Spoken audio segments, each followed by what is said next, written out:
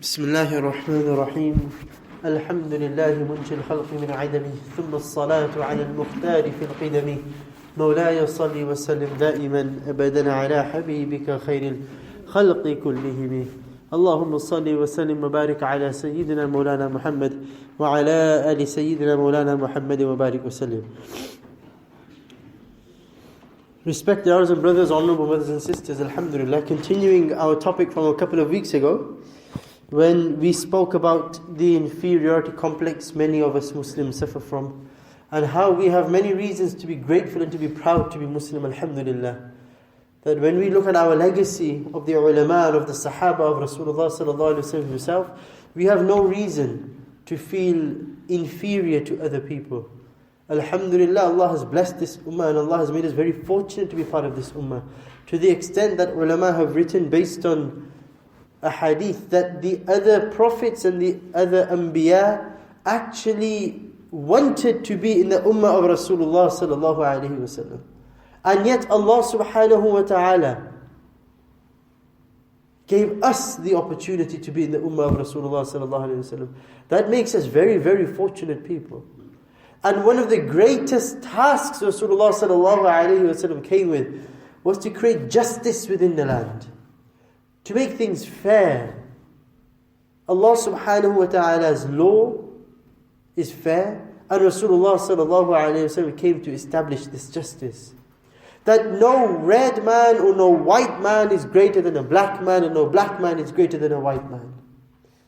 Nabi sallallahu alaihi wasallam came to teach us that humans have rights, enemies have rights, friends have rights, children have rights, the elderly have rights, men have rights, women have rights, animals have rights, plants have rights, places have rights, times have rights. Nabi Sallallahu Alaihi Wasallam came to teach us all of this. And how we should behave as Muslims, and how we should interact with other people as Muslims, how we should present ourselves. What, in trying to impress others, should I hide what I have because I'm afraid he won't like it? Like when a woman who might not be the most beautiful in the world, or might have a few marks on her face, when she goes out, because she doesn't want other people to judge her, she hides these marks by putting this makeup on.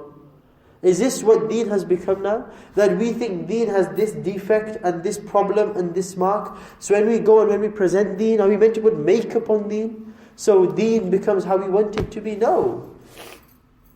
Allah in the Quran says, "Al-yawma akmaltu lakum deenakum wa atmamtu alaykum ni'mati." I have completed your Deen for you. And all of the ni'mah, all of the virtues and all of the blessings I had to give, I have given to you. It's finished. This is Deen. Like it or leave it. وَمَنْ شَاءَ فَلْيُؤْمِنْ وَمَنْ شَاءَ فَلْيَكْفُرْ. Either you like it or you don't like it. This is what Deen and Iman is. We can't go around trying to please other people, because today I'm going to tell my boss something, I'm going to please him. Tomorrow he's going to make more demands. What am I meant to do? Keep fulfilling his demands tomorrow too? And the third day, until at the end of it I'm left with no Deen at all? How much am I meant to go? This is what we spoke about last week. One of the ways to cure this complex is as a community. This requires a personal effort and a community, a social communal effort for us. That we come together and we make an effort to normalize Islam and our practices. The way I dress, the way I speak is normal. The way I behave and my views of the world are normal. Yes, they are different to yours.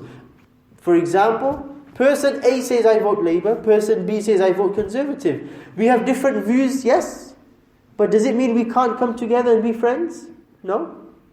Just because we have a difference of opinion doesn't mean that we can't live in harmony.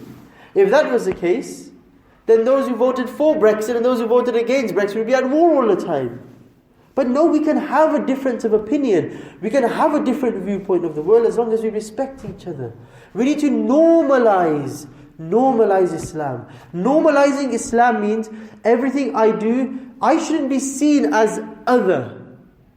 Islam should be seen as normal.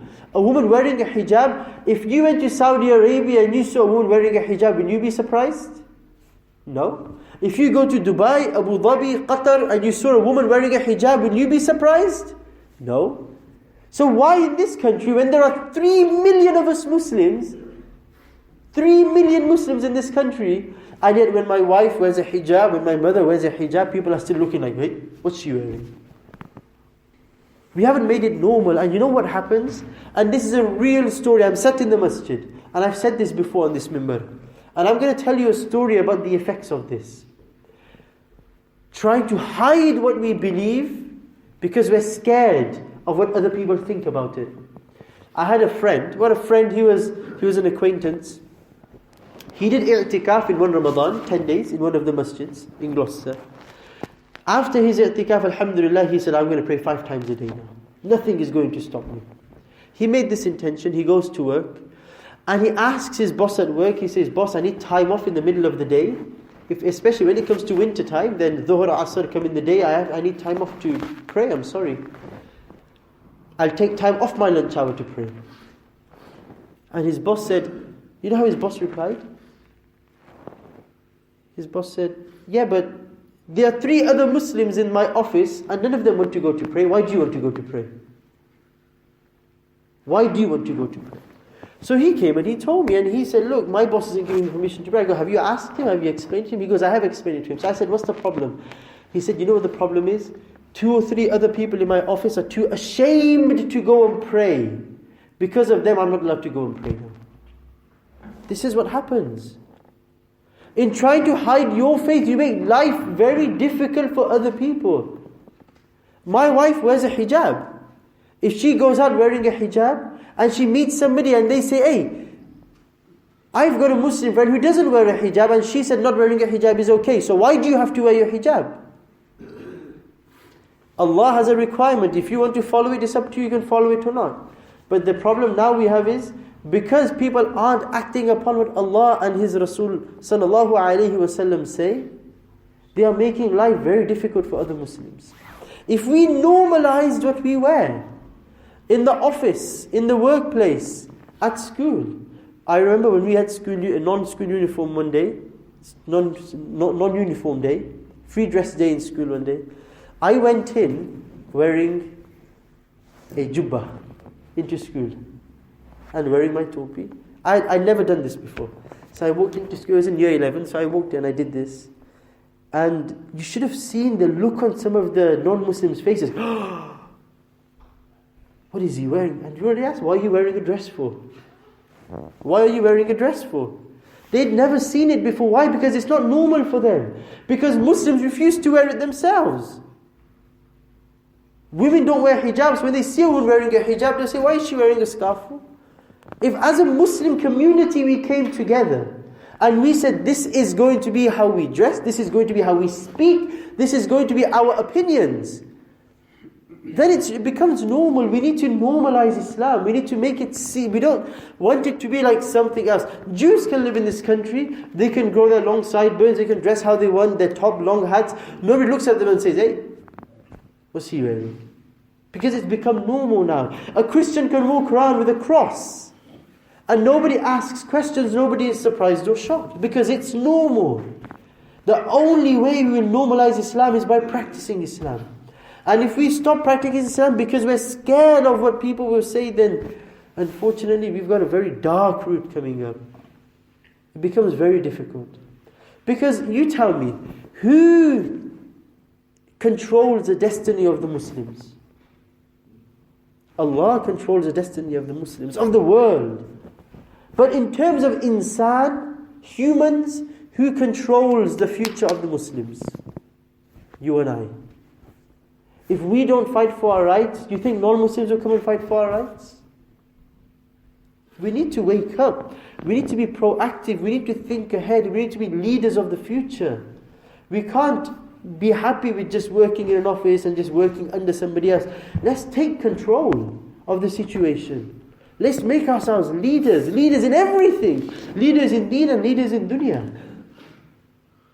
Because this is where the success of the ummah lied until today. Create a strong legacy where non-Muslims will look at Muslims, can't speak the language, and they'll say, you know what, you've got something beautiful, I want what you have. The way you treat your mother, I want what you have. The way you treat your neighbors, I want what you have. As neighbors, how many of us actually know the names of our neighbors 3 or 4 doors down? How many of us in their time of need, even knowing they had a time of need, how many of us were there for them to help them out? People should look at Muslims and say, hey, I want that. We have these mosque open days, right? Well, inshallah, this Sunday, we have, not this Sunday, coming Sunday, next week, in 10 days' time, 18th, we have a Masjid al-Nur. And one of the aims of this mosque open day is so the non-Muslims can come in and they can see this is what Islam is about. I was reading an article yesterday in The Guardian and it was scary. In New Jersey in America, they wanted to build a masjid. There was a doctor there, Dr. Chaudhry, and he wanted to build a masjid. And the neighbor he was good friends with for years and years, he lived there for 4 decades, good neighbors with, suddenly came up and said, we don't want you to build your masjid. We don't want it. And they stood firm and they took the best lawyers and they went to court and they won the case. Why? And one of the reasons it's mentioned inside, when they had a community meeting, why they don't want the masjid, you know what the non-Muslims said? Because we think they groom extremism and terrorism inside. Because they haven't seen the masjid. If we don't open our doors, they won't see what's inside the masjid. You come inside the masjid and you see what we do. We welcome you with open arms. You pray, we'll pray salah, you watch us pray salah. We're no different to you except in belief, except in faith. And the requirement should be made of us that we change what we believe because of what other people say. No. Because we need conviction in what Allah subhanahu wa ta'ala says and does. If Allah has a rule, as a Muslim, I should have enough yaqeen and enough conviction that whether 1,000,000 insan hate it, if it's Allah's rule, it is Allah's rule and it is here to stay. If Allah says, you cannot have relationships outside marriage, does it make sense to me? It might, even though there's a lot to make sense in it. Let's say it doesn't make sense to me because, I've got half a brain. It doesn't make sense to me. But Allah has said it, and that is what I will do. If Allah says, this is the ruling for women wearing hijab, for example, I will accept that ruling. Whether you apply it or not is up to you. That's between you and your Allah. That's your iman. But to deny the Quran says this sort of thing, or the hadith says this sort of thing, is very, very dangerous for one's iman. Let's normalize this faith.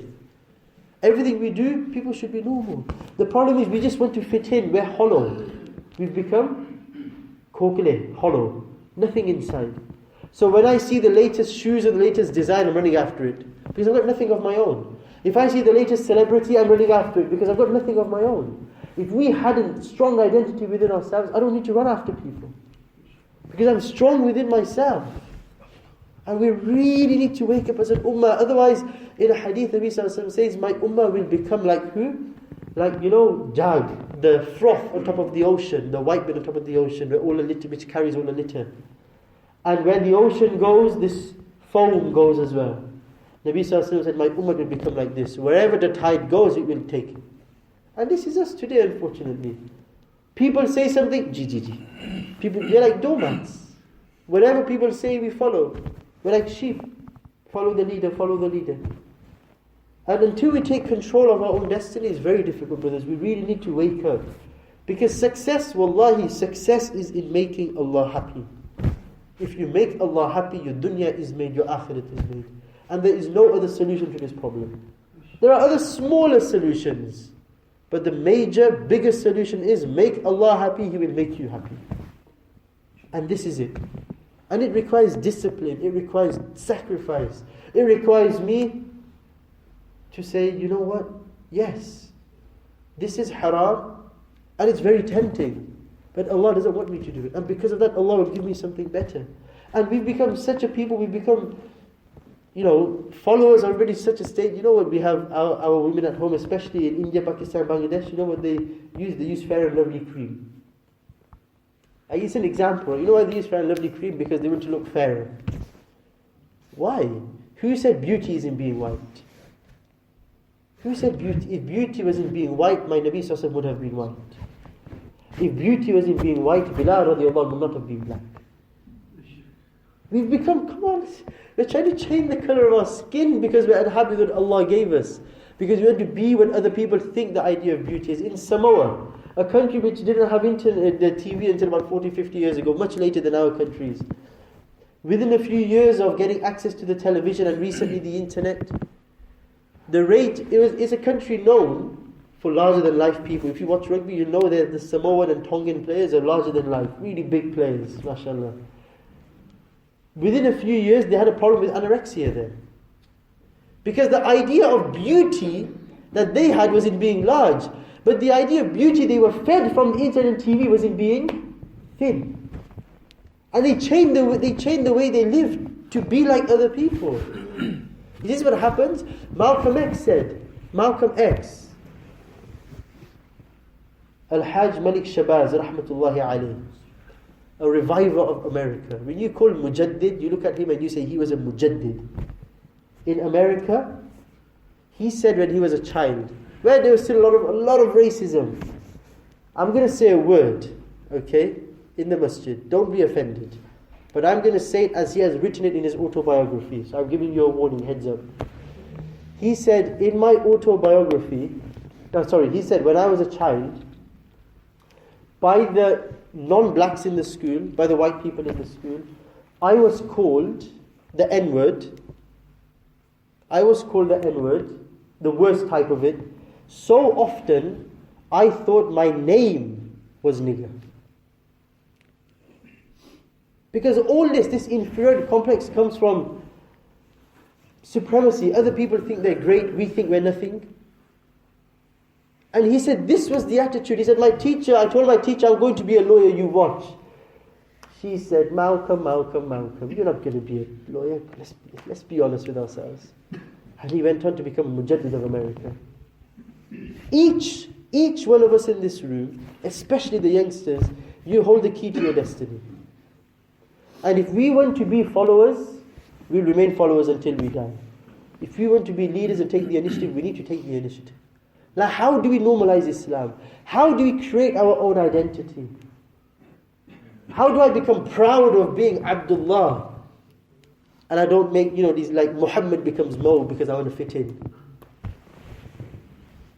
How do I create this? I'll give you small tips. Around school, around college, around work. And it's happened with me because I work with a few non-Muslims, and when you start using things like Insha'Allah, and you start using, I work in the school, right? And we have non-Muslim teachers there. And the non-Muslim teachers will pronounce the names of the Muslim students better than the Muslim teachers. That's even a thing, right? I want to sound a bit English, so I won't sort of say Abdullah, I'll say Abdullah to change it, right? Because I got to fit in. Yeah? They say it properly. They use words like Jazakallah. If the children don't say please, they tell them off. If they don't say not thank you, Jazakallah, they tell them off. If you don't say Inshallah, you get told off. These are non-Muslims. Why? Because in this environment, Islam has become normalized. If as a school we said, no, actually, Inshallah, that's too Arabic. People are scared of Arabic. Or, saying Allahu Akbar, or saying Bismillahir Rahmanir Rahim. You won't believe these non-Muslim teachers in the morning, every morning they make the kids pray, and they pray themselves. Non-Muslims, Rabbi zidni ilma, Rabbi zidni ilma, Rabbi zidni ilma. This is what happens when you normalize Islam. You have an effect on other people. If we keep trying to hide who we are, pretend that we are who we're not, when are people going to see the true light of Islam? And I think this is the biggest issue we have today. We need to create an Islamic identity for ourselves and be unapologetic about it. I am a Muslim, this is my belief. You can have a different opinion to me, fine. But don't force me to change my opinion. And many things. The example, homosexuality in this country, for example, 60 years ago, if you would tell somebody that you become legalized and encouraged, they think you're crazy. But what happened? The people who fought for the right fought until they got their right. There are many more Muslims than there are those in this country. We have an identity. And there's a point where you stop becoming a doormat and you start saying, you know what, I want to take control. And I'm here and I'm coming. How many of us plan to go back to India, Pakistan, Bangladesh, Africa? We don't. We're staying here for good. So you better leave behind a legacy here. Create a legacy that we can leave behind. May Allah subhanahu wa ta'ala enable us to stay steadfast on the deen. Enable us to create an identity for ourselves. Be happy with us. Forgive all our shortcomings. And accept our sitting here. Ameen wa akhiru da'wana. And alhamdulillahi rabbil alameen. Subhanallah wa bihamdihi. Subhanallah.